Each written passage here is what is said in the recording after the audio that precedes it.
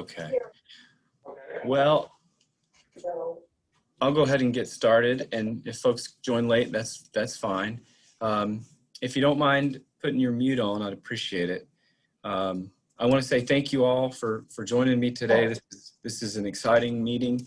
Hang on, Barbara's joining right now. Are you familiar with the remote? You need some instructions on that? Okay. So this is a bit of a unique meeting, a little bit different than some of the other sessions that we've had this week.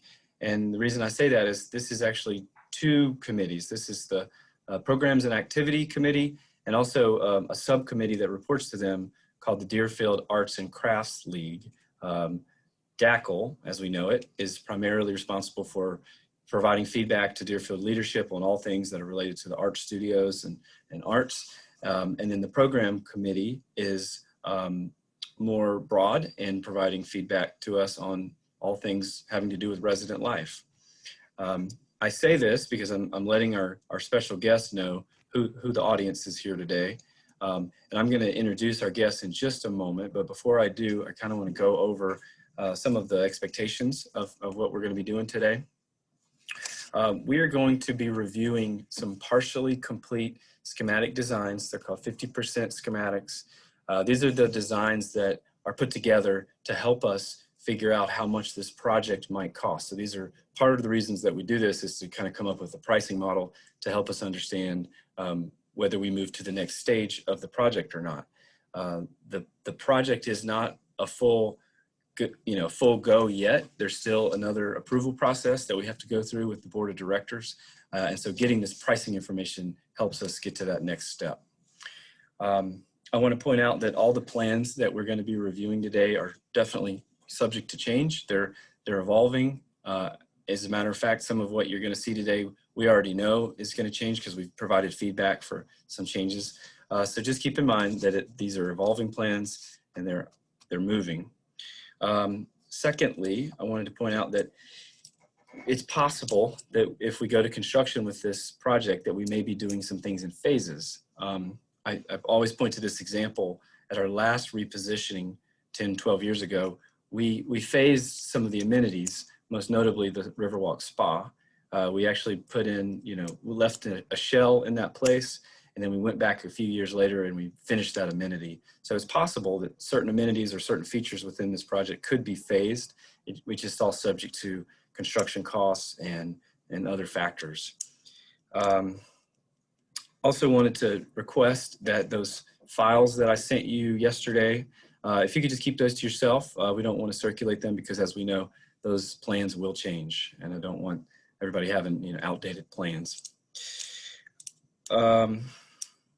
I would like to go ahead and introduce our special guests from, I've got two gentlemen with us today from THW Design in Atlanta. First, I've got John Harrell here. John is an architect with THW. He's been with them for 10 years, but he's been doing this line of work for 40 years. We've also got Dustin Warmus. Dustin has been with THW for 23 years. Both of these guys have had a long history with Deerfield. We've been working with them a lot over the last year, and they're great to work with. So I'm excited to sort of let these guys go through our plans. I want to make it clear that this is sort of a working meeting. If you've got questions or comments, feel free to jump in, raise your hand, or just ask your question. We want this to be a conversation as we go through these plans. Feedback is welcome, questions are welcome, and we're going to be sort of compiling a lot of the feedback that we get and presenting it to the greater project team. So with that, I will turn it over to John. Thanks, Matt.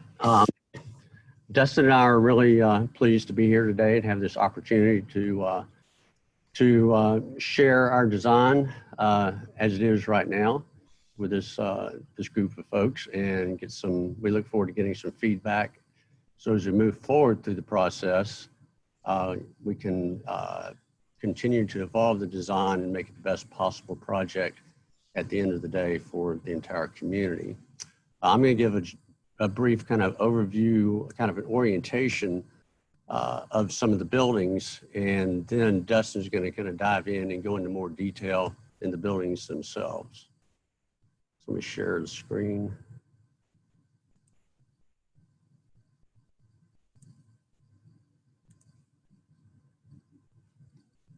All right, y'all can see that site plan? Yep, Okay. that's good. Okay, just to kind of orient you, the buildings in pink is all proposed new construction. The buildings in gray are existing buildings. So up at the top where it says community center, that's the existing community center. And behind that is Timpson. Just below Timpson is Tooten. It's also from the community center as you go down to the right, that's Henry Hall. So yeah, the community center, this is the porte cochere out front and the parking area. So the different parts of the project that we're looking at here, at the community center, we're looking at creating and building a new Blue Ridge room over in this portion right here, kind of in the space between the community center and Henry. We're looking at a small 2-level parking deck out in the parking lot. Then between the gray buildings, this is the current Circle Woods area. So to the south of Henry Hall, there's a new independent living building that's being proposed. And it's very much like the existing independent living buildings, the same detailing, the same kind of character, the very similar size. At the center of the site, as you come south from the Circle Woods, we're looking at putting in a water feature, a pond area. And then on the left side of the pond is a new building called the Community Center / Assisted Living. And that building, the ground level is being designed to be all community center type of space or clubhouse type of space. And then 2 floors above are each for assisted living. There'll be 12 assisted living rooms on each of the 2 floors above. And then farther to the south are 2 smaller independent living buildings. We like to call them hybrid homes because of the size, but they have 12 units in each building. And you can see, other than the hybrid homes, the other buildings are all connected with connectors, very similar to what you have now, so that in inclement weather or cold weather, or just for convenience, you'll be able to go from one building to the other and stay indoors through the connectors.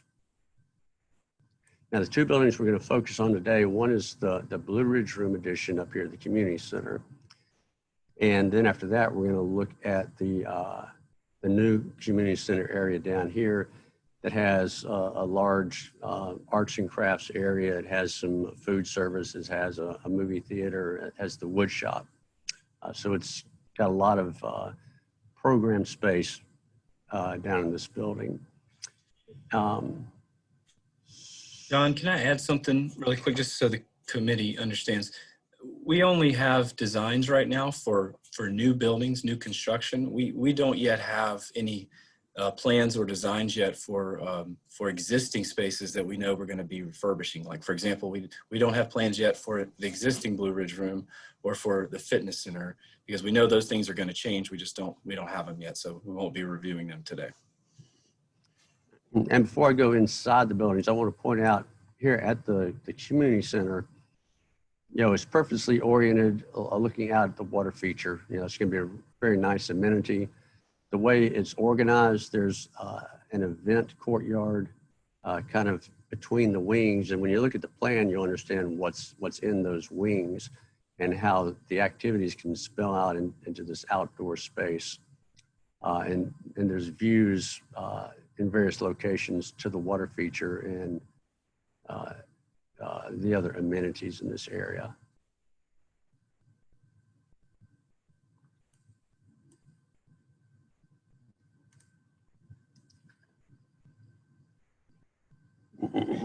Right, again, just to kind of get oriented, the new Blue Ridge room, this is the current entrance to the community center right here. And this is the current entry area into your dining area. So this is where the current restrooms are located, about right here. And the existing library seating area kind of comes around this corner here. So we're going to be demolishing part of that and adding this new multi-purpose room out here on the corner of the building. And it's designed to seat 350 people. And that's what we're showing in this diagram.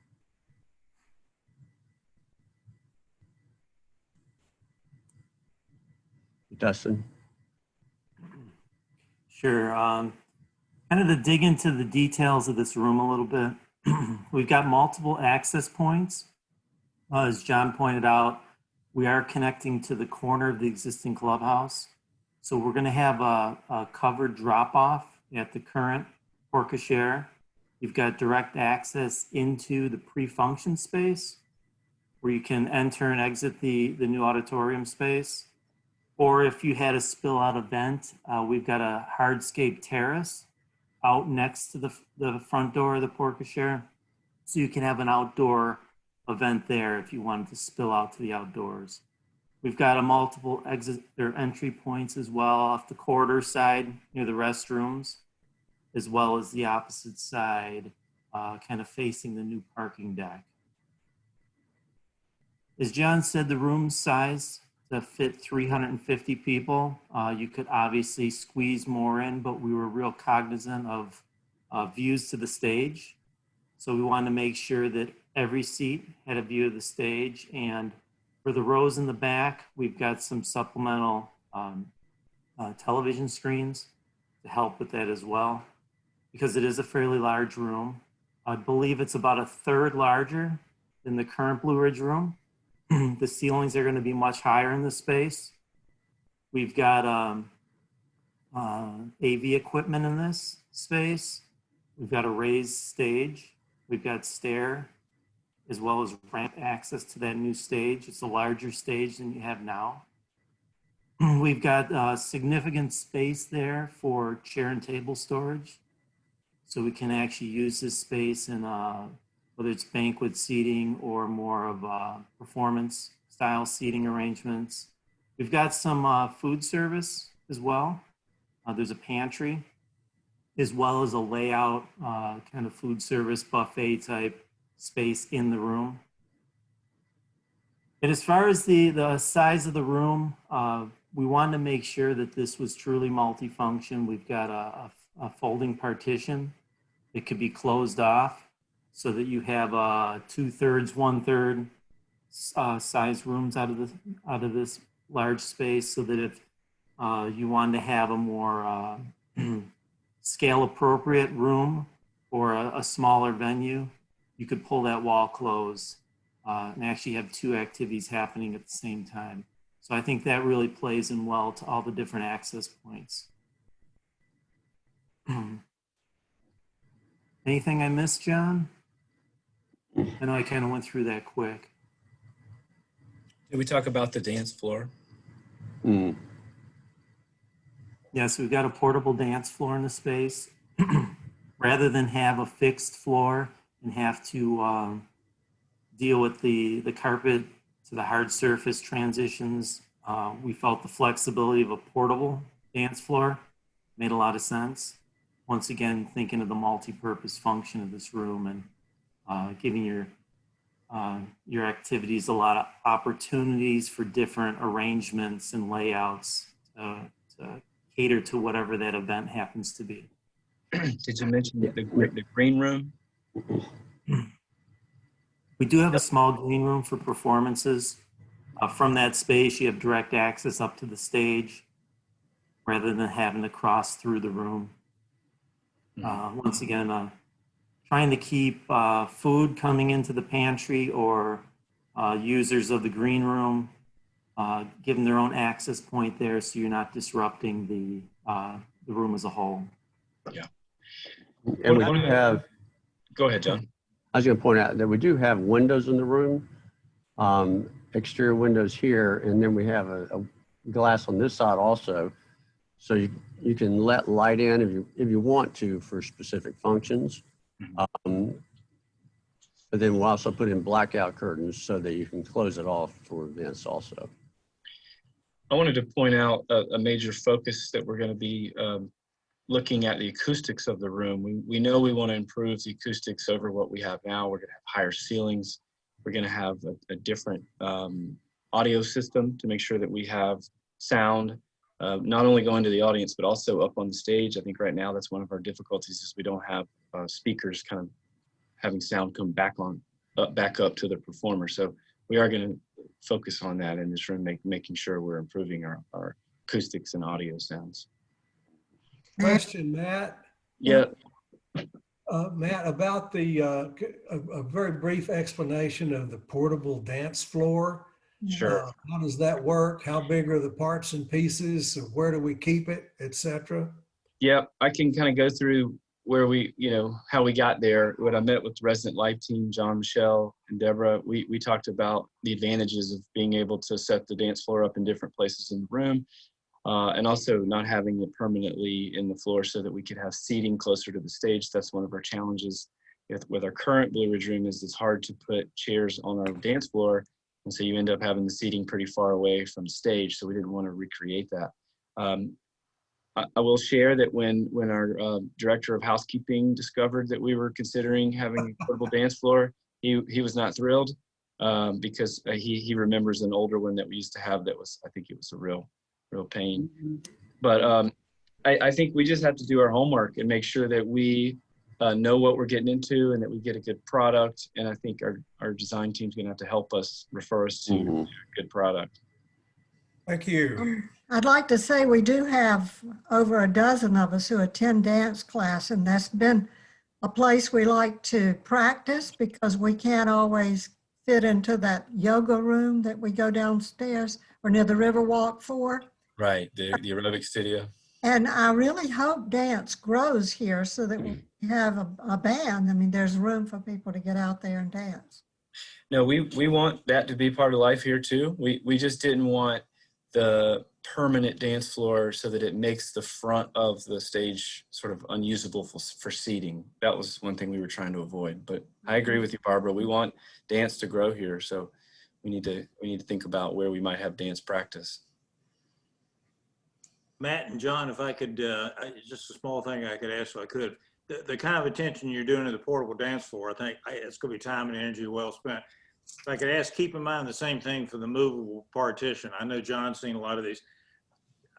Boy, that can look like a terrible thing in a cheap hotel or look like it's a wall that just belongs there and makes the room look finished. So not to waste a lot of money, but I'd put a little time and effort in the aesthetics of that thing so that when it's out there, it looks like it's a natural room. Yeah, good point. I wanted to ask something about the acoustics. Yes, ma'am. Because I sing in the chorus and the acoustics in the old Blue Ridge room are terrible. And I just wonder what is going to be done beside raising the ceiling. Well, so one of the advantages of raising the ceiling is that you could put a shell up for a choral group to help push the sound out. And then beyond that, a microphone and speaker system that projects also. Yeah. And we might look at panels that we put up that help prevent sound echoing and bouncing off walls. So yeah, those are all things that we can look to make improvements. Great. I have a question. I saw the piano sitting on the stage. Is there a room off stage where that piano is going to be stored that's climate controlled? I don't think there currently is. No. That's not currently in the design. And could that be considered? Because if that's a grand piano and that, I don't know how large the stage is, but normally you'd have a storage space off stage for the piano, but it would have to be climate controlled. Right. We'll certainly consider that and take a look at it. Yep. Matt, do you want me to address my concerns about the limited stalls in the restrooms? I think this is the time to address all of your concerns. Sure. All right. Having been a presenter for performing arts at a university. I'm very concerned that we might have an outside professional group coming in to perform on the stage and have an intermission during the performance. And I can promise you that I have had to hold the curtain for the second half of the performance because we have women lined all the way up and down the hallway trying to get to the bathroom stalls. So rather than using the American version of how many stalls you need for how many people hold the room, I hope you'll consider that this is an older population and they don't move even as quickly as the university students did. And you would expand the seating, as it were, in those restrooms so that we wouldn't have to face that. That's a great point. I think we have expanded the restrooms from what we have now. If you know, there are some restrooms in this location that we're going to have to sort of flip across the hall there. So they did grow. And then you got to remember that right across the lobby, just north of this plan, there's another set of restrooms that are in place right now. So you got really two sets of restrooms that are very, very close to this room. Okay, good, because I couldn't see that from what we got on the PDF. Sure. So good. Yeah. Right, it's not shown in this drawing. Okay. Yes, it's just right above this plan, just across the lobby where it is right now. Okay, good. And another question I had, some of the more contemporary groups that came in to do presentations wanted their sound system and controls and everything was computerized, and they wanted to sit right in the middle of the hall. So when we redesigned our Performing Arts Center, we ran some empty channels so that we could run those cords and everything through those empty channels to get to that center section where the sound and light guy could sit up and watch what was going on in the stage. I don't really know how big this stage is, so I'm not really sure what you're intending to perform, but I know we did some very nice 1- and 2-person plays that did require lighting and did require good sound. And those guys that came with those touring companies wanted to sit in the middle of the room. Yep. Dustin, do you want to speak to that? I know we had talked about some receptacles in the floor in various places so that we might be able to have those remote. Yeah. We're working with an AV consultant. So I'm sure all that we'll work through the details of it. I do agree, a large space like this, you need to think a little beyond your typical multi-purpose room. I think that's all good comments, and we'll have to follow up with our consultants. Yeah, of note, our current Blue Ridge room actually has some microphone and data and power receptacles in the center of the room that are very rarely used, but they have been used before. So I think we would replicate that. I have a question, but it relates not to so much what we see here, but what happens to the library? Great question. We believe that the library will be relocated to some portion, not sure where or how, but some portion of the existing Blue Ridge room. Ah, okay. So we don't have designs yet, but we've just been having conversations with THW about how we might improve the library and kind of move it, shift it to the other side of the lobby where the Blue Ridge room is. Well, that would be good because it still would be very centered to the community. Yeah, I agree. I'd love to see it sort of play more off of the lobby and have more kind of an open field. Yeah, right. Yeah. I'm still a little concerned about the acoustics. One of the big problems with the acoustics was the whole room, as it is now, is dead. And I'm wondering about the surfaces. Generally, most designs at this point for large auditoriums to be live use a considerable amount of wood on the sides, not to absorb, but to reflect. Yeah. And I'm wondering what the sides are like and how this can be tuned and whether we've had some real acoustical consultation about this. Great point. I don't think we've gotten that far into it, but that would be something that we would look at moving forward with the help of the consultants. John, is that? That's correct. As we move forward, we'll be looking at finishes, talk to an acoustical consultant. Because right now, this is schematics. We have in mind some finishes, but we'll definitely moving forward be taking that into consideration. Great comment, Dr. Garver. I have another question, which does not relate specifically to this, but to the whole new project. And that is, we are very aware that the circulation of air has become very important in COVID time.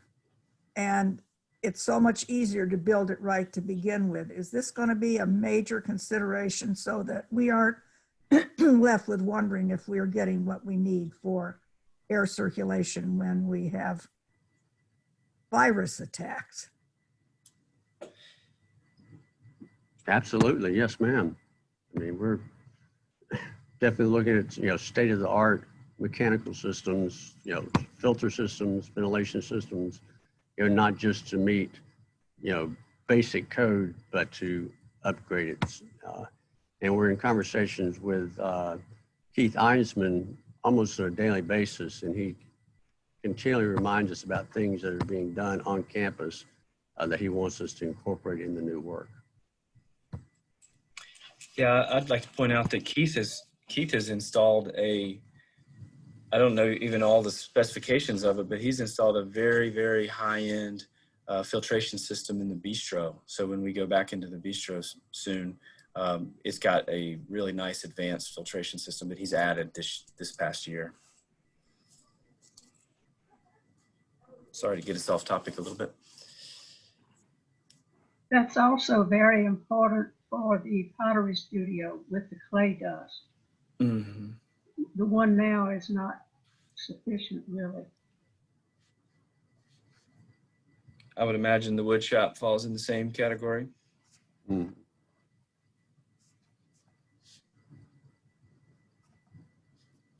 Thank you. We can talk more about that in a little bit of detail later. Sure. Any other questions or comments specifically regarding the Blue Ridge room? Matt, I have a question still about the dance floor. I'm sorry, I got in a little late from a doctor's appointment. I know you brought up about the movable dance floor. I'm with Leslie and Barbara and some of the rest of us that had ballroom dancing once a week. And when we did have things, there were a lot of people on the dance floor, and as younger people come in, they seem to be very interested in that. I'm concerned as well, is it going to be big enough? I know at New Year's Eve, the last New Year's Eve before we shut down, the floor was pretty much filled in the middle part of the evening. Is the portable dance floor going to be big enough to where it's not just a big pain to, move it out? I have a comment. Is there any reason why we don't make the entire Blue Ridge room a surface that you can dance on? Why does it have to be a carpet? I mean, there are other types of surfaces that you could use that maybe aren't slick, but yet allow you to dance and to have furniture on. Good question. I'm not sure that you want furniture on a dance floor. I think that, I don't know. Well, I think, Matt, out in Arizona, they have lots of recreation facilities in the little community where I stayed, and about all 14 of them, the rooms were not carpeted. There was a floor that could be the whole thing dance floor, and you could put tables around it and be able to dance in the center or whatever, or have a program on a stage, either way.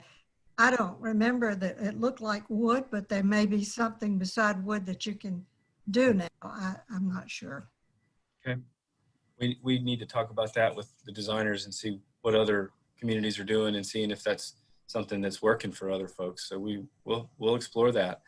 And I do hear your comment, Sandy, about concerned about having the dance floor not be large enough. So we will look at that. Thank you. Yeah.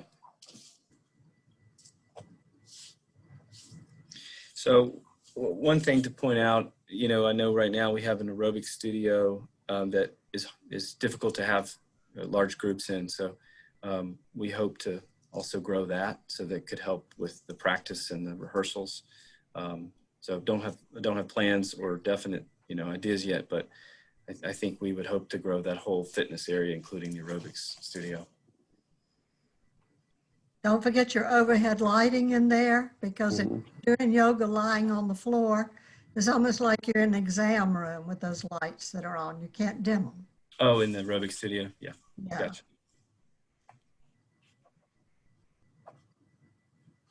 Okay. If we don't have any more questions on this area, I think we can move on to a different building.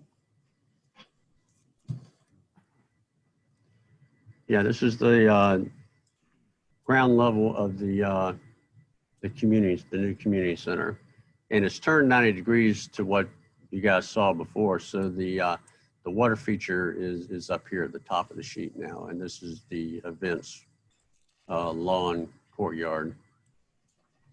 So this is the front of the building where the porte cochere is, and you'd come in.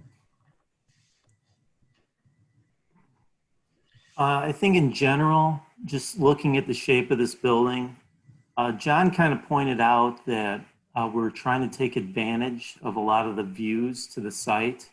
And I think you could see with the shape of the building and the fact that we're creating as much perimeter as we possibly can so that we're getting natural light from all directions. We're getting views all different parts of the site, whether you're looking up towards the Circle Woods or you're looking towards the new water feature, as well as a lot of access points. We see this building being very transparent as far as the indoor-outdoor connection. We feel like that'll just help to activate all the arts and crafts in this building, as well as the new dining venues. This that dashed line right through the center of the building, that more or less separates the arts and crafts on the right from, as I said, the dining venue on the left side.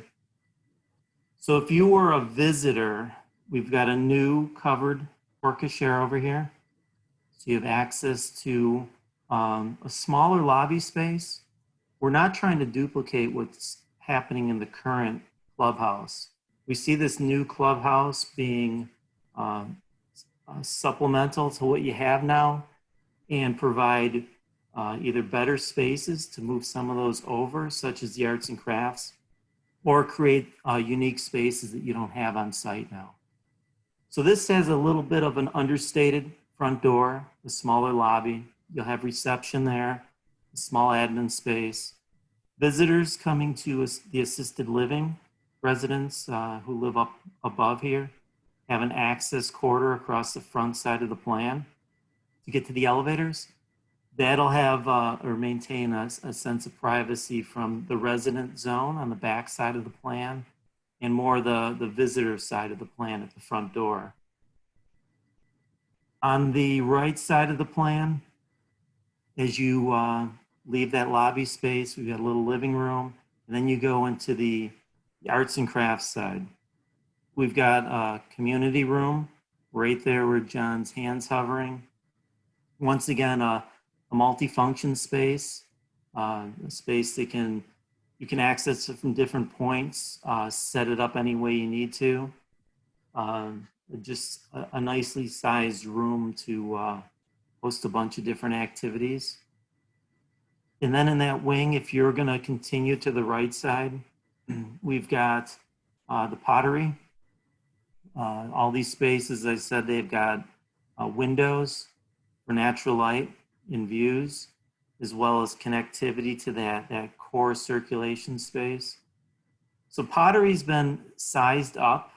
We've got a fairly large space for each of these activities.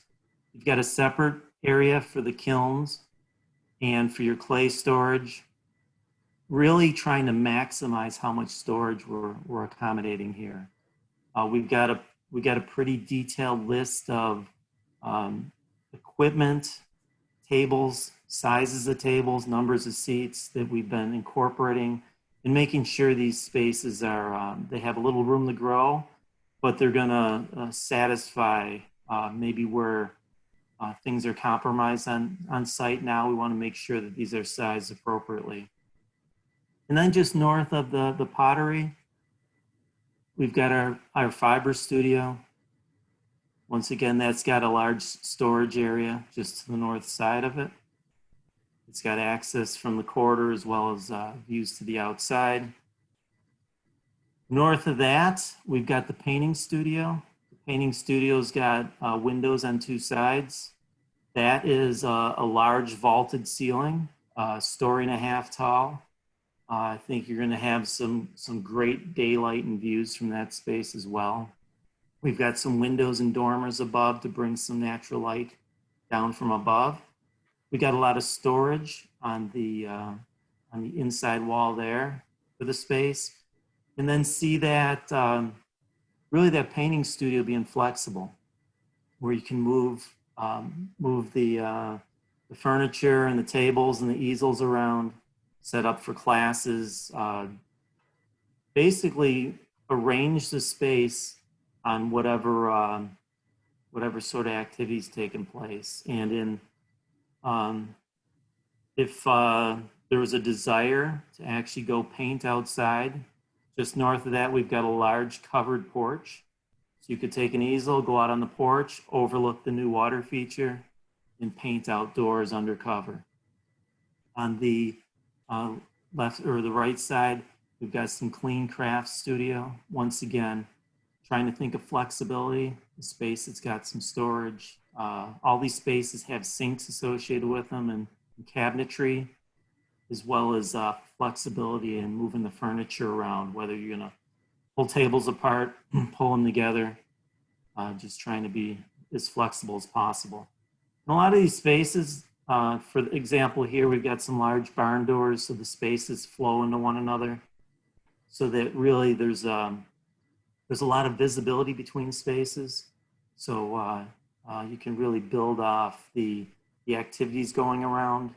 And even if there's smaller groups using these spaces, I think the visibility from space to space will create a little more energy here. And then to the bottom side of the plan, we've got restrooms associated with the arts side, as well as on the dining side, so you're not having to walk from one side of the building to the other. As I said, we've got a small administration space there. We've got a conference room that, since it opens from the corridor, has some flexibility too in how it's used, whether it maybe it serves a resident use as well as staff. We've got a small wellness space here. We're not trying to compete with the wellness center in the other building, but we wanted to make sure that we brought a wellness component over here. Then in the middle there, you've got a small living room space. You've got a fireplace there. It's meant to be a smaller, cozier space. It's got an outdoor covered porch as well that overlooks that event lawn out back. And eventually you get the view out towards the new water feature. Then on the left side of the plan, this is the one I referred to more as the dining venues. What we're trying to do here is incorporate something new. We've got a pub. The pub is just like the other spaces, it's maximizing the windows. So in this space, we've got glass on three sides.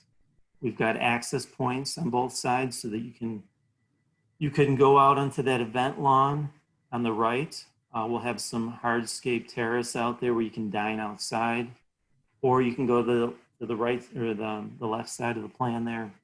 You've got a covered porch, so you can sit out there, have a drink, have a meal, look into the Circle Woods where we've got that water feature. Starts as a trickling stream and kind of works its way through the existing trees in that area, becomes a waterfall, and then spills down into the new water feature in the pond. So we're thinking that this space, even though it's not a huge space, I think the indoor-outdoor connectivity is going to make it feel larger. And what we're trying to do is create a lot of opportunities for different atmospheres, whether you want to be in that main pub space. Once again, 2-story volume, a nice vaulted ceiling. You'll see the structure up above. You'll see the walkway, the connector above. There's actually an elevated connection for residents coming from the new independent living building. They can overlook the railing down into that space. At the top side, we've got a 2-story fireplace.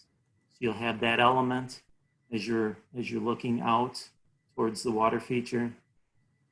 And then what we see is a kind of a multi-function core to this space, with the that side, the right side being more of your drink bar, the left side being more of the food service. But we see that island in the middle being a multi-function island that supports this whole space. So once again, as you're in there, you actually have the food prep as well as the drink side as a focal point, as entertainment for the space. It's more of an exhibition type setup. And we even have a hearth oven in there, so you can actually see the hearth oven from both sides. Now, this building does have a full service kitchen. You've got direct access from that kitchen into the pub. We also position the kitchen on this side so you have service access from a small loading dock area that's tucked away and hidden behind the wood shop. And from that kitchen, food can be prepped and sent up the service elevator to the dining room on the 3rd floor. Once again, trying to position that dining room up above to take advantage of the great views to the Circle Woods. Then just outside the pub, we've got a lounge space. We see that being, once again, a multi-purpose space, whether it's set up for games. We're showing a pool table there. I think we've got some opportunities to let some of those pub functions spill out here. But for example, if you want to do a movie night, dinner and a movie, we've got a 25-seat dedicated space for movies. And from there, you can have an event where you have a gathering in that lounge space. We've got a hospitality station on the end. Once again, you can serve food and drinks out of that. You can grab some refreshments, head in for a movie, or after the movie, head across the way and go into the pub for a late night cocktail. So once again, it's just trying to create some things that maybe aren't on campus, give it a little different flavor, more venues, more opportunity, more options is kind of where we're going here with this plan. The one thing I didn't want to skip on this side of the plan, I don't know if you have a blow up of it, John, the wood shop. Yeah. Just to the south side, right off the parking area. We've got a small parking area here for visitors, and say you lived in the cottage, you wanted to come over to the pub, you could park out front here, come in undercover. Or if you were coming over to use the wood shop, we've got a fairly large wood shop. It's a little separated from the arts and crafts side because we saw this wood shop serving or the connectivity of that wood shop to the service area felt like a good location for it. So if you're going to bring materials in or take completed crafts out, you've got direct access to that loading zone. If you needed to do some finishing that had to take place outside, you've got a service area there to utilize as well. And I think the fact that we've got a maintenance space in that area, there may be some shared opportunities there as well. And that's another space where we don't have anything above, so we can have some nice volume to the space. We did talk about improving sound control in that space as well as filtration. And I think the fact that that is a little bit separated from the rest of the building, especially from the pub or the arts and crafts, I think that'll help with sound control in the building, but we also want to make sure we deal with some of the concerns you have now with sound in the wood shop. Anything I skipped over, John, that we want to cover? I think it's helpful to show the second floor, the second story, and how residents would enter this building and how it works with the pub. I think it's helpful to explain that. Sure. Yeah, I was talking about the cottage residents driving over. If Right. you were to walk over through the condition connectors, where John's hand just followed that plan, that's that elevated space above the pub. So you would have a railing overlook down into the pub space. Once again, to see that activity down there and energize that space. As you go north, you would go through a condition connector, elevated up over that waterfall that trickles down underneath it. So from that connector, you're going to have views off to the Circle Woods as well as down to the new water feature. And just trying to take advantage of the views you have on site. And from that upper level, on the upper left corner, we do have an elevated terrace up there. So if you decided you wanted to sit up on the second level, there's a kind of an outdoor loungy space looking down into the woods. You have that opportunity as well. And then as you get to the main building, right there where John's hovering, that is the connecting corridor back to Tooten Hall. So once again, condition connector from both directions. In that area, we've got some activity spaces such as multifunction activity room, conference space, and a salon. A lot of these were meant to be utilized by the new 24 residents of AL. But the fact that they're in this area, there may be some opportunities to share that as well with some of the residents coming from the independent living side. And then from there, if you're going to look to the right side, once you go through those doors past the care base, the admin space, you start getting into the assisted living residences, which we wanted to make sure that they were somewhat separate and private, even though they had direct access. This activity core, they've got their own sense of privacy being pulled off to the right side. Then John, you want to jump up a floor to the third floor? Yeah, but I did want to point out that the salon is intended to be for independent living also, not just AL. Good point. And I think that's going to help a lot because of the distances. Residents in Tooten or the new independent living building, you wouldn't have to walk so far to get to the current salon. You've got the option to come over to this side. This is Sue Macy, and maybe this is the time to ask these questions about my concern, which really has to do with parking and people coming over. And I did go back to your main general original plans for the whole area. And I see, you know, yes, you're building another parking deck over at the community center for 76 or whatever extra parking places.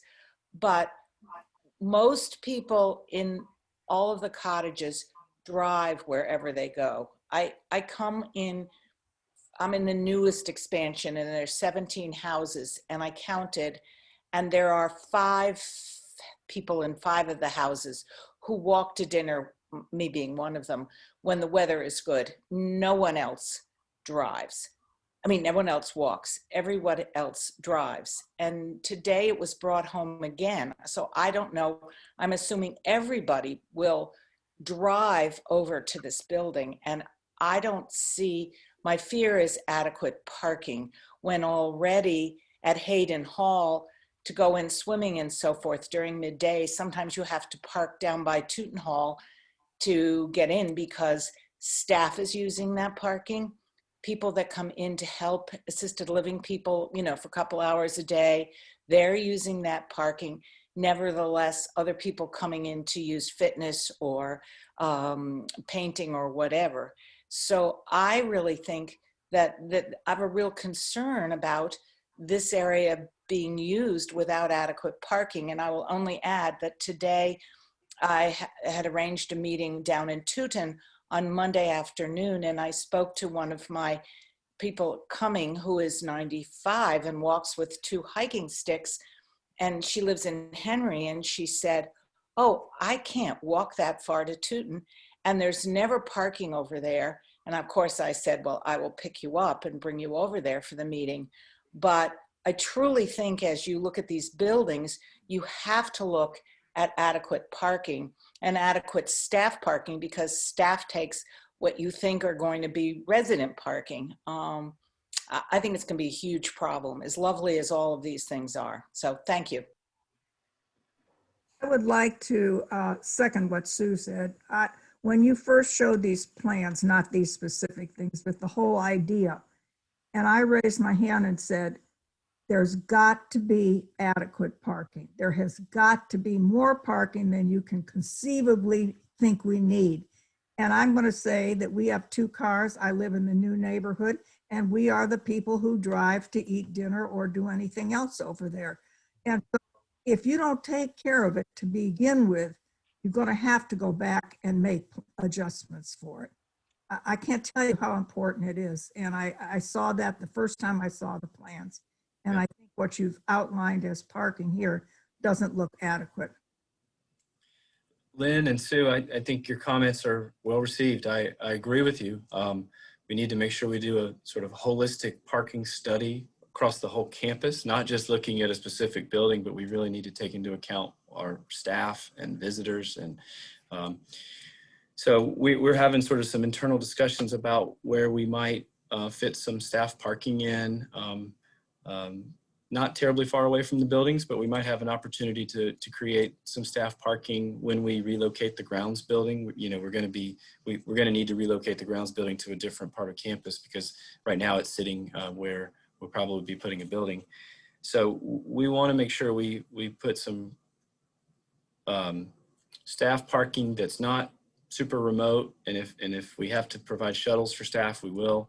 But we want to make sure we address that so that that doesn't create a problem in these resident lots. And I think you'll remember over the last year, pre-pandemic, we had some parking challenges at Hayden Hall and the community center, and I worked really hard on adjusting them and improving them. And I think after we made those adjustments, it was working, and we got it figured out. So just know that we will focus on that with this new expansion. I have a question. I certainly echo the parking situation, because your art people are also going to be driving cars back and forth, because they'll be picking up whatever they're making down in those studios, and or bringing whatever equipment is not provided in the studios with them so that they can work in that particular area. So that's another parking consideration as well. And also the ventilation situation that Betty brought up needs to be top of the line in every single one of the art studios, because we ran into real problems with this COVID shutdown, because those studios happen to be connected to a building or inside a building that was considered skilled nursing and or assisted living. And that essentially, that proximity shut down the studios for a year, essentially, except for maybe 1 or 2 people that could go in an hour or a couple of hours. So I guess my other question is, does the proximity of these art studios connected to this assisted living situation, is that going to throw us into more of these health department or federal guidelines or whatever it might show up with some kind of pandemic situation that would close down those studios again? Or are they far enough removed to where they're sort of considered separate spaces with the dotted line running down the 2? I mean, I don't really know, but that's a real concern of mine, as is being able to open the windows in every single one of these studios. And also, I would like to see outside access with every individual studio. I mean, I'd like for, you know, the Potters to be able to go in from the outside into their studio back and forth any hour of the day or night, 24/7, without having to make the other studios vulnerable or accessible. So that might be a good key lock system or something like that. But Leslie, those are great comments. You know, that's a question I'd have for Dustin and John is, would this studio have to follow the same building codes with the windows and the ventilation systems as the AL building, or is it far enough removed? Do you know? Well, no, it's a different system than the AL. I think what we need to do is just make sure that it's the AL system and the system isn't somehow tied together. Right. And we can go back and confirm that. Yeah, and we need to check on the windows, because it's true that we can't open the windows in the current art studios because it falls under that assisted living building code. But it'd be great if we could have open windows. Yeah, So I this- don't this think is, that's a problem. Okay. I mean, we're on the ground floor, Right. and it is a different occupancy type. Good. That's good. So this is Sally. I want to ask another question about the art studios and ditto the need to open windows. Yeah. It looks to me from the diagram that the only entrance to the clean art studio is through the painting studio. Mhm. Is that correct? So let me address that if you don't mind. Yeah. I had a really good meeting with my resident life team, and we kind of beat this up and slid some things around and provided a lot of feedback to THW. And so these plans that you're looking at right now do not reflect the feedback that we've already given them. So Michelle provided us with a lot of really good feedback, and we do not want the paint studio to be a pass-through. So that's something that we're gonna change. All right, thank you. We also think that the clean craft area and the fiber arts area can be more blended. They don't necessarily need to be separate. So we've already given some instructions to the designers to make those adjustments. We aren't seeing them yet. So Great, thank you. Yeah. Thanks, Matt. I have a question. Is the size of the art room that I'm looking at on your schematic the same size as what we have now, or is it smaller, larger? Larger. It's larger. I'm glad you asked, Barbara, because I've prepared some numbers because I knew this question was going to come up. As shown, the painting studio would increase by 44%. The pottery studio increases by 130% from what we have right now. The fiber art studio, once we figure out a way to sort of combine that space with the clean crafts, that fiber art studio is going to go up by 80%. And the wood shop, which is not shown here, is an increase of 68%. So those are just using preliminary square footage numbers from these designs, and that could totally change. But it looks like everything's going to grow by a significant amount from what we have right now. I would like to say that in the art studio on the wall where you have storage, I kind of have an idea that wouldn't take up a lot more of the room, but it would take up probably, 31, 32 inches bumping out into the room. But I tried to draw something that an architect, of course, could make better, but I had a cabinet below. There's the door with holes in it for ventilation. And the top part of the cabinet has adjustable shelves. Then above that is upper cabinets that are the same as this, with the shelves that are adjustable in the bottom. So if you're short, you can see in here, or you could see here, and then you could stack vertically canvases either below or up here. These would be two separate lockers. And it could be looked at, drawn to scale, but I think the ability to have shelving at more or less is eye level, and then you are not losing all this overhead space that a lot of people can't access, because if you're standing canvases vertically or a collapsible easel, you can reach that even if you are not very tall, which is my case. Well, Barbara, if you'll let me get a copy of that, I'll make sure the designers get it. I think we better sit down with somebody who can draw it to scale. Sure. Well, you know, Michelle Kiewit also did some research and provided some ideal painting locker storage. And Michelle, you know, we've passed that on to the designers too, which is not reflected here. So I have a question, please. Yes, sir. In all of these rooms, they have the note overhead drive vac system over all workspaces.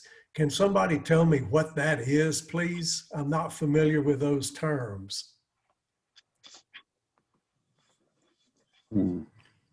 Are you talking about the wood shop? No, all these art rooms, it says overhead drive vac system over all workspaces. What is that?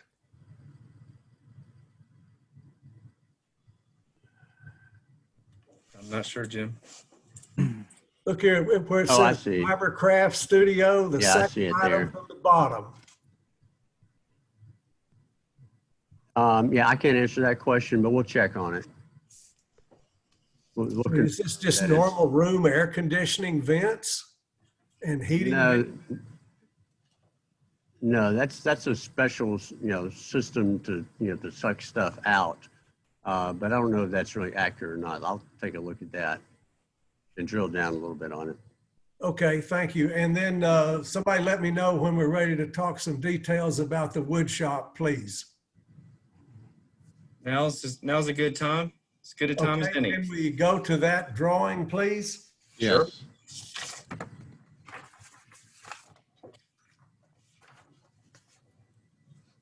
Okay, this is a little bit different than we saw before. This room in the upper left corner, is that intended for the dust control system? That's your basic HVAC closet. The dust control system will be a separate system out here in the space that then, vents outside. My point is that the blower and cyclone and filter Right. need to be in an enclosed space for noise control.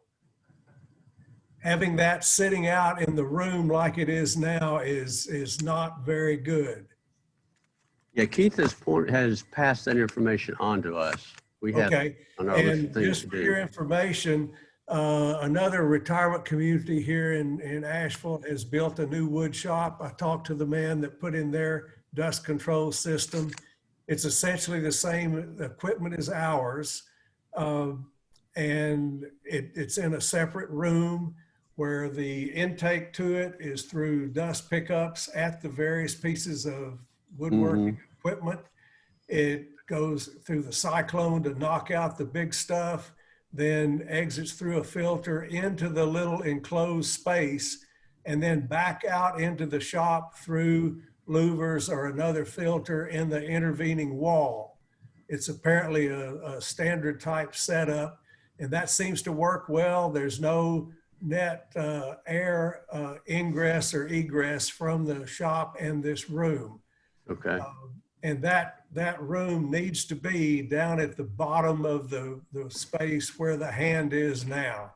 Right. Maximum distance away from the rest of the stuff in the building. Okay, good. Another thing on just a few of our druthers that might affect the cost and is appropriate for now. For electrical, we would like to have future 240 volt service capability.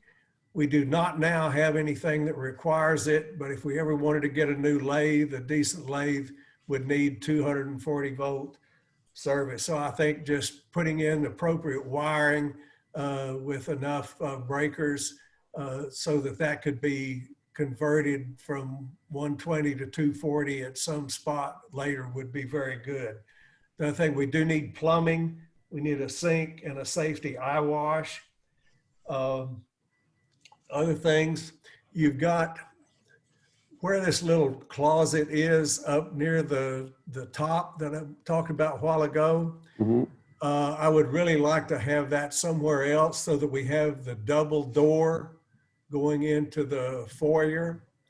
And the reason is sometimes we move big things in and out, and it would be nice to get them somewhere else in another building without having to go outside. And so I would like that double door there, right there. Yep. But Another you probably thing, also want the double door down here by the loading dock too, right?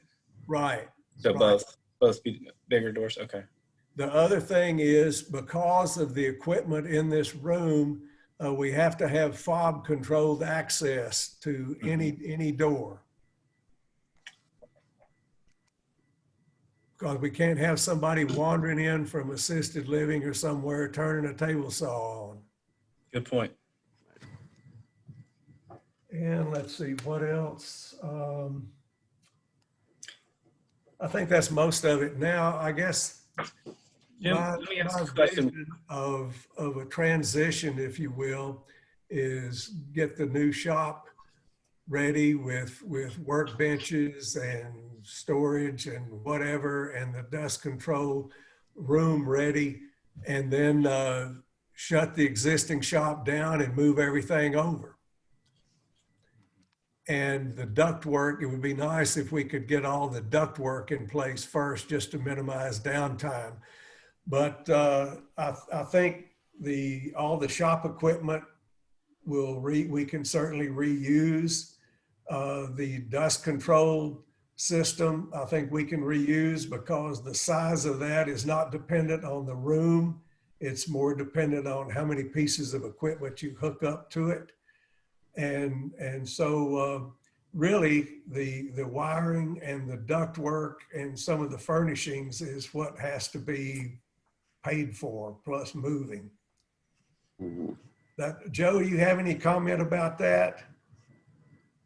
No, the only comment I had to do with air circulation and air transfer in and out of the shop itself, Jim.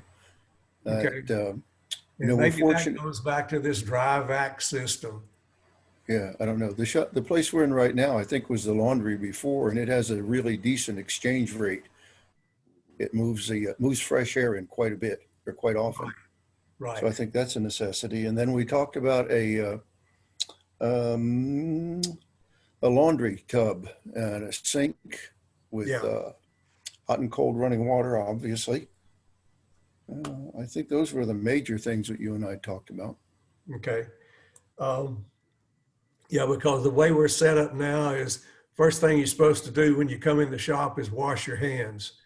That's kind of pandemic related because we don't want you spreading virus all over the equipment that everybody else uses.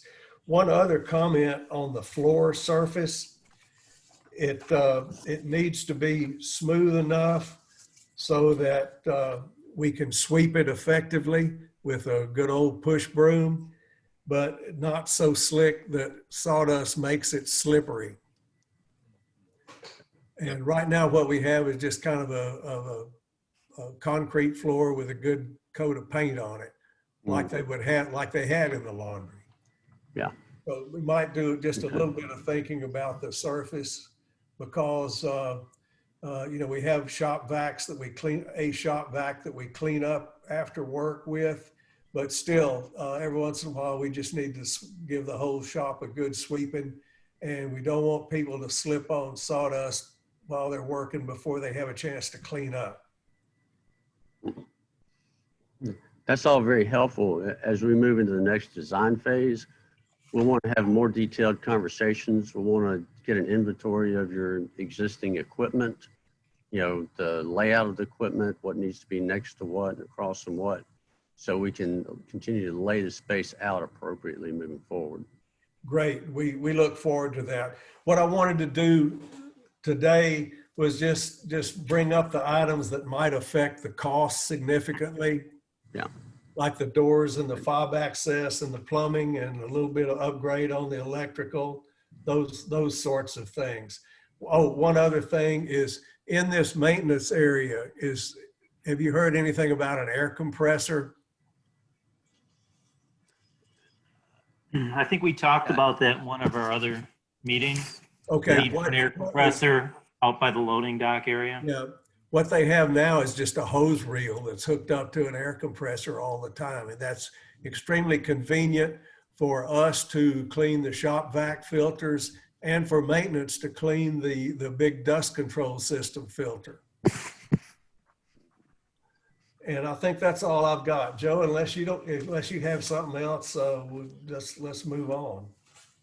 No, I have nothing. Thank you. And thank you very much for allowing us to do this. We really appreciate the opportunity. Well, thank you for the feedback. That's a lot of good feedback.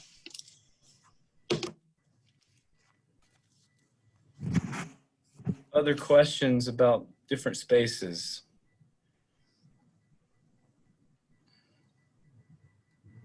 Just briefly, Sue Macy again. I am assuming in the movie theater, because it's very small and Monday night movies usually have at least 50 people, it wouldn't be there.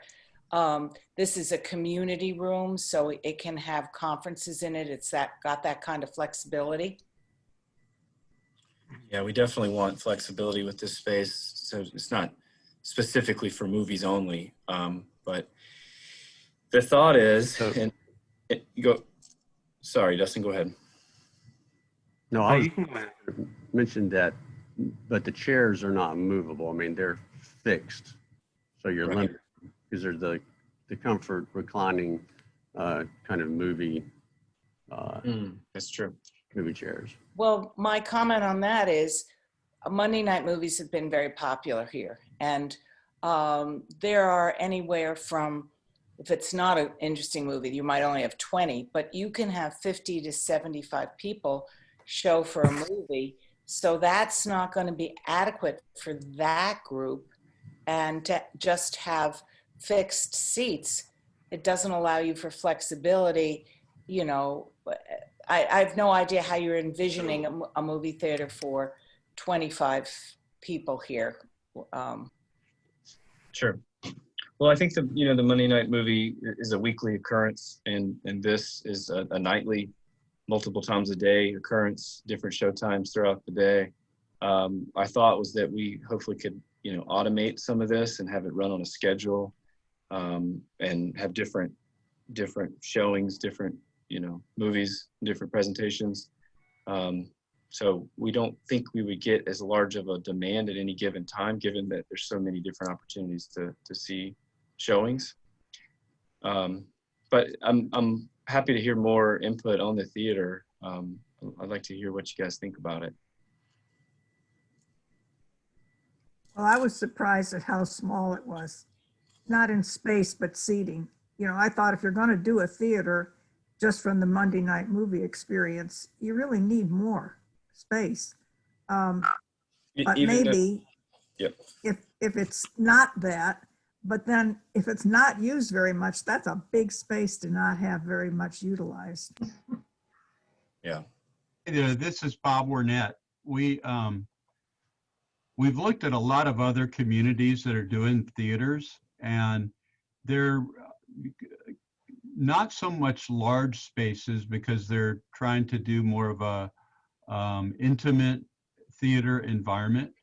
And I think going back to what Matt said is the concept is because this is just a dedicated theater, there could be 4 or 5 showings a day, or 2 or 3 showings a day, whatever that is. And we may end up, I don't know if it'll get that sophisticated, but we may end up doing reservations online, that type of thing to get the seats reserved.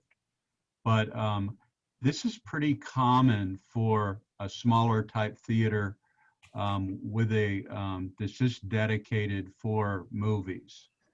And so, John, I don't know, Jim or somebody else with THW might have more thought process. I know I've seen some communities that y'all have done with theaters. Did Lynbrook have, does Lynbrook have a theater?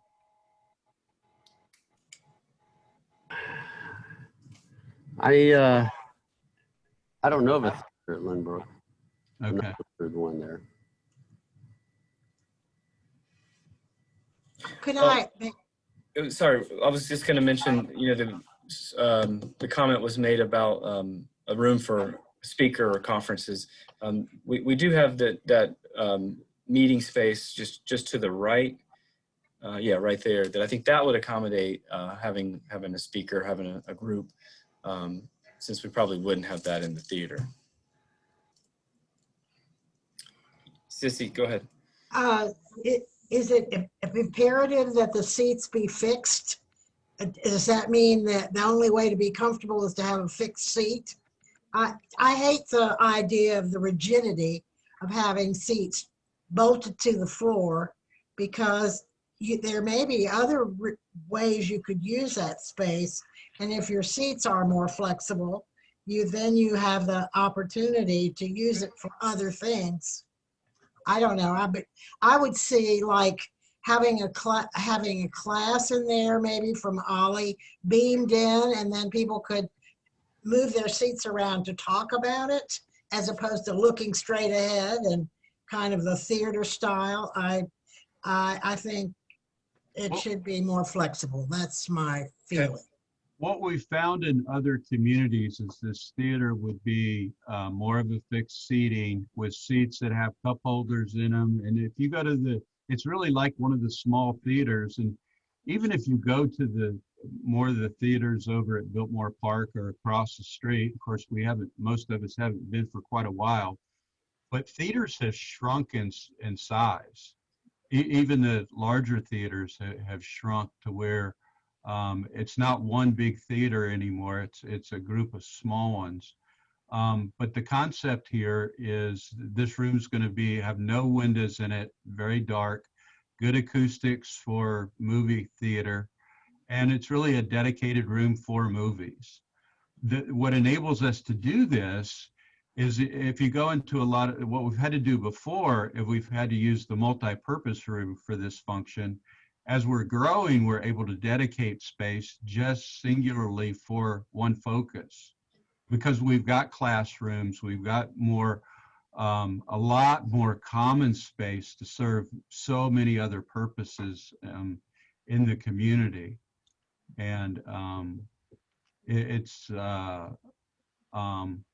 very few communities, quite honestly, have a dedicated theater like this, but some do. Bob, I agree with you. This is Sandy. We have several friends that live in different places similar to ours in different states. And I think it's really kind of nice just to have one, even if it's small, maybe it could even be 50 people, but whatever it is, that is a designated, as you said, it's a place for movies. You can go in, be in the dark, kind of disappear from having to move chairs around and all this kind of stuff. Flat Rock had a lovely small theater that was always full. People would make reservations. But as you said, if you have different showings during the day, because I do see several places, as you said, on this drawing where other meetings can be held for Ollie or whatever. We have plenty of spaces, I think, that people can move chairs around. You know, one other thing we might want to think about, I was thinking for a space like this, it is a dedicated thing. It doesn't have flexibility, but it's dedicated to purpose. I would assume if we get a reservation system going, once in a while a group could book it. If it's kind of automated, they could pick a film they want to show, have dinner together, and then go do a movie night together. Not a bad capability to have. That's right. That I think that's a great idea. Mm-hmm. I'd like to jump in here if I could and get back to the painting studios. And I can't say enough about ventilation, so I thank Barbara and Leslie for their comments. And then I was wondering, have you given any idea to the sinks and the flooring in those studios?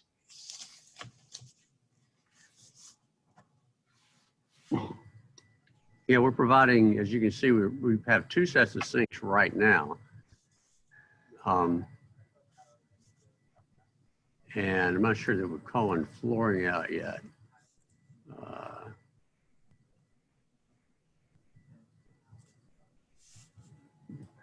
Whether it's a stained concrete or some type of Yeah.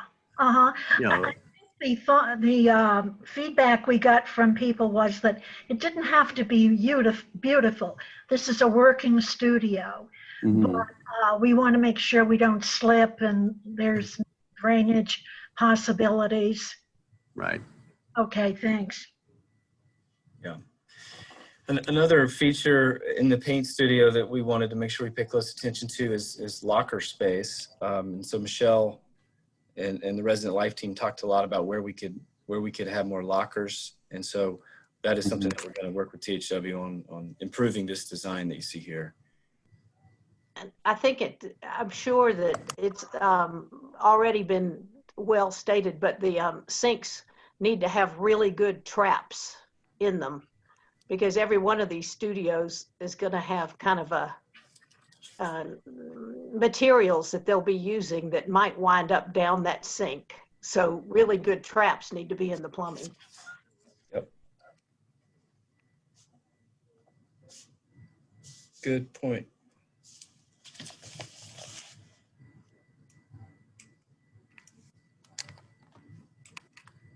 I would like to ask another question. If we could go back to the full second floor.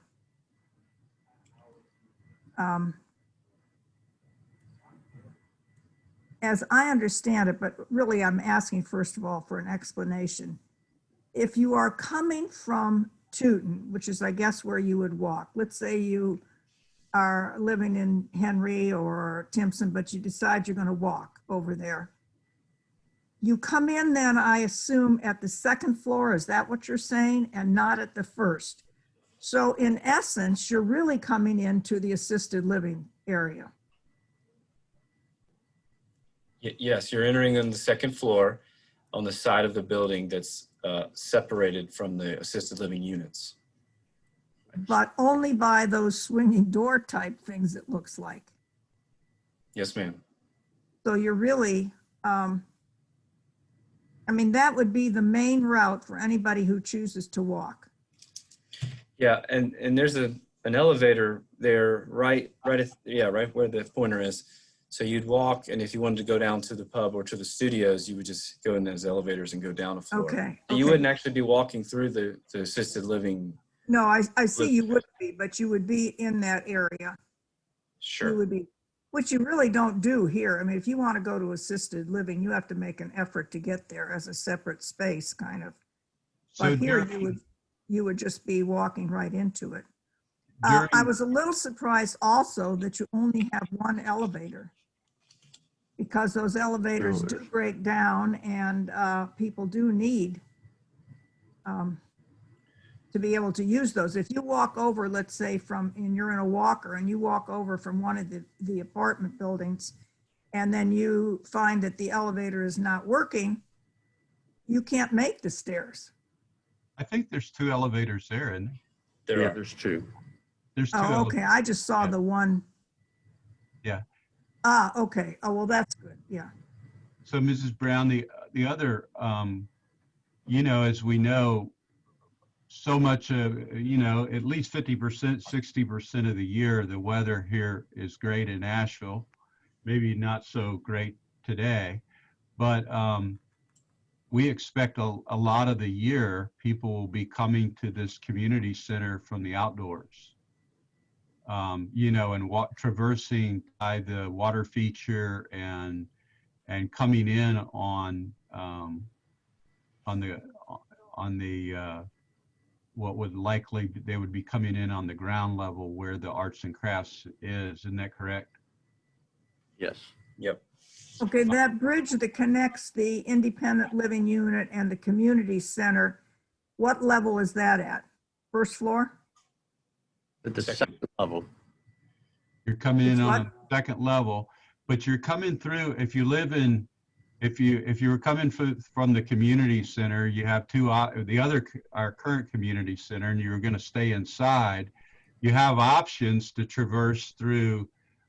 You could traverse through Timpson and Tooten to get there, or you could go through, probably the easier way is to go through Henry and then the other community building to get there. So it's a hike to go inside, but it's kind of like, as it is now, if you go inside to get to Tooten Hall, you've got to go through Timpson Hall to get there.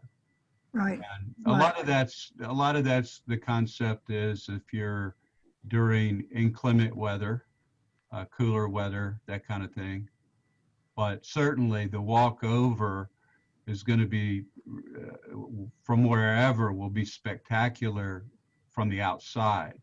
Right, right. No, I just meant, so whether you come from Tooten or whether you come from Henry, you're going to enter at the second floor level. That's Yes, correct. Correct? Yes. I'd like to ask something. In assisted living, as you're showing it right now, come down with your little hand to the bottom. The picture you had before was fine, but I guess this will do. Okay, right down at the bottom near the pool where that wing of assisted living is there any way to make an elevator with some sort of outdoor access? Because as it stands now, people in assisted living during this COVID time have not been able to go outside. Mm-hmm. And, you know, I don't know if it has to do with changing floors, the corridor. I can't remember all the different reasons. The reasons have changed, but there's no outdoor opportunity for the people in assisted living. It's been months. Sure, Barbara. We talked about this in our health and wellness meeting the other day, and you were there. I was Our COVID restrictions that we're facing right now are causing those residents to need to stay on the floor they live in. We are very, very hopeful that that is related to COVID. And then once we start to move out of this, you'll see that restriction ease up. So I think we talked about in the meeting the other day that there are several outdoor spaces on each floor for assisted living residents. And Dustin or John, if you want to go over those. Well, here by the living room, we do have the exterior terrace. So you can go outside here and get some fresh air. Again, And then there was one up by the second floor of the pub. Correct. You wouldn't be able to in assisted living to go to that. Mm-hmm. You think if COVID was going on, they'd let you go out there? I'm talking about. Well, I don't know about COVID. We're talking about normal life here. Mm-hmm. It's hard to predict what pandemic is going to happen, but under normal circumstances, there's multiple opportunities to access outdoor spaces from assisted living. I'd like to go back to the first floor and ask one other question. Mm-hmm. Okay, what part of the first floor? Well, down by the pub area.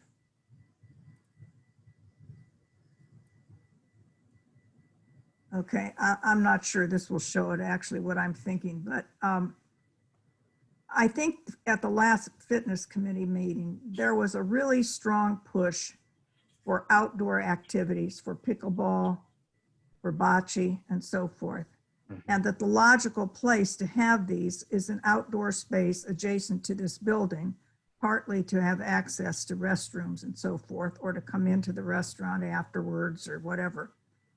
But I don't see any door that would accommodate that.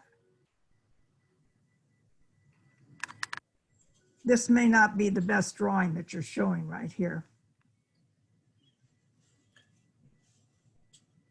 Yeah, if somewhere there, you know, between the building, the community center and the parking lot, that area that's light green, the big space. Right down here. Yeah, the pickleball and bocce and all that type of thing would go in there. Now, how do those people access this community room? There needs to be an adequate, really, entrance exit for those outdoor activities. Right, yes. Yeah, and we've had conversations about those activities, and we're going to be working them into the plan. And you're absolutely right. When we do that, we need to provide adequate access. So right now, it's not in the drawing, but you know, as we look at those activities, we'll be making those adjustments. Yeah, I think that the access to the restrooms and to the restaurant, if it's open sometime during the day, would be important, that people could feel that they could come and go there easily. Good point, Lynn.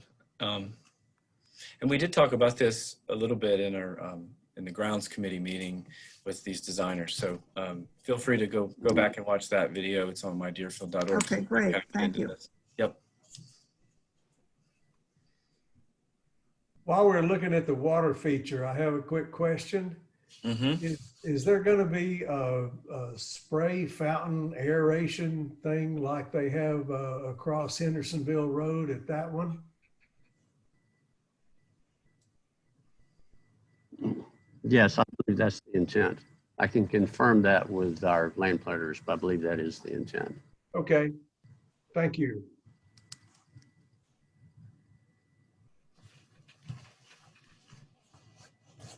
If I might, I remember seeing, or you discussing a loading dock, which would be down, I think in that same green area that you had circled before Loading for dock the is up wood here. shop.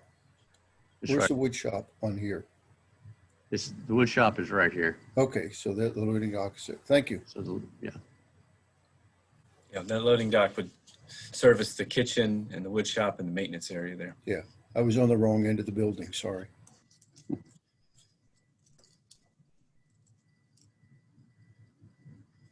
These are great questions and really good feedback. What else?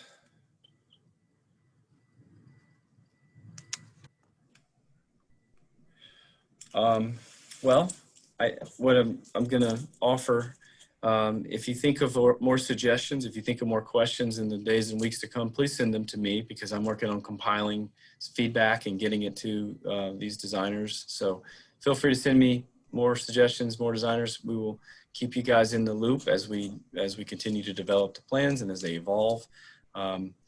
I also want to mention that, I've recorded all these sessions. They're on my Deerfield and they're all full of really good information. So feel free to go watch some of those other sessions. I think I'm going to wrap it up now. If there's no other comments, anybody else? All right. Well, I really want to thank our guests, the architects, for being here with us. Thank you, John. Thank you, Dustin. And thank you, residents. Appreciate it. Thank you. Yep.